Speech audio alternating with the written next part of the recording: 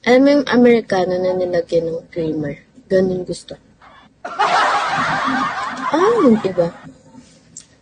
Wednesday ngayon ah. Tuesday pala ngayon. Akala ko Wednesday. Hi, Els. Good morning, Els. Akala ko Wednesday, Tuesday pa lang pala, gago. Hanggang 12 lang pala kami. Vincent, hi, Carp. Ay, si Carp. Saka wala pala si Carp. Hanggang 12 lang pala kami. Baliw. Ang tanga? Akala ko Wednesday na. Ang tagal naman mag-Wednesday. Hindi ko na mag-aaral eh. Wala ko Wednesday na, baliw. Ikaw lang daw papasok. Ayoko, bro. Ayun. Ano oras pasok mo? 9 to 12 lang pala. Visit.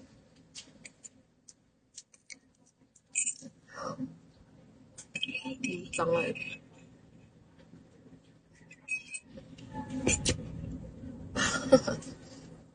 Bukas pa pala kami 9 to 6. Tangay na. Kalimutan. Ang tanga eh. Kaya ko Wednesday na.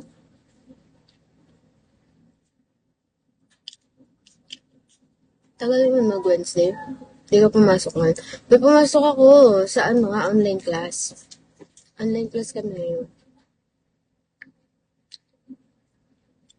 Kaka-Sunday lang. Oo nga eh. Malas.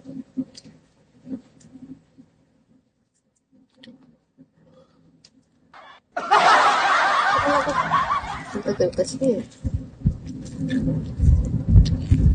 Exam na namin next week.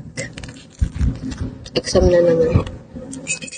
June pa ang bakasyon namin. Mga June 5. Ganun.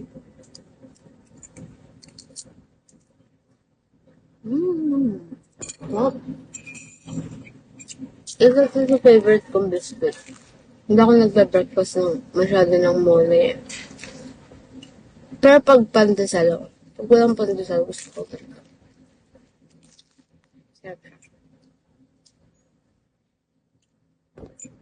Ang sarap ng kape ko.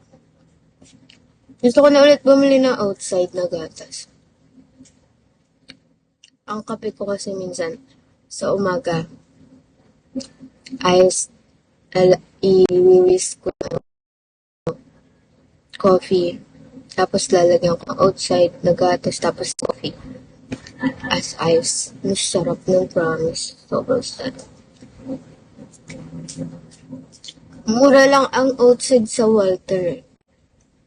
Pero mura lang naman yung maliit sa 7-Eleven. Pero mas solid na kapag yung malaki yung binili.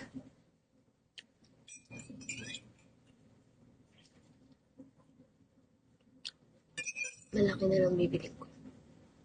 Diba ba? Yung naman to. Hanggang anong oras kaya ko? Hi, Dan-E. Shawi, Dan-E. Siguro hanggang 12. Kaya ko hanggang 12. Hanggat di ko nararamdaman yung init. Dito sa amin. Ba't puro kayo may ganyan? 2026 sheets. Mga profile nyo. I've been throwing shades. I guess it must be face down. Wala kaming pandesal eh. Ewan dyan. Pwede naman yung tanggalin